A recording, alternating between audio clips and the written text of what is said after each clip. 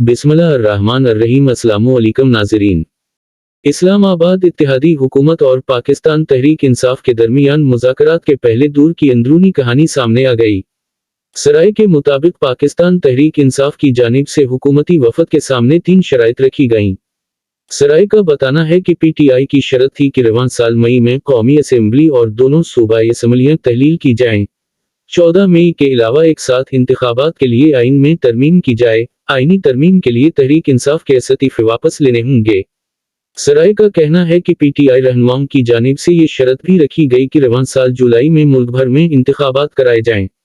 Vice chairman PTI Shah Mahmood Qureshi का इस हवाले से कहना है कि हमने हुकूमत के सामने अपना मौक़िफ़ भरपूर अंदाज में पेश किया, 2 घंटे के मुज़ाकरात में अपना नुक्ता नज़र पेश किया। आइन से मावरा हल मुमकिन नहीं है, कल दोबारा इधर ही मुलाकात होगी।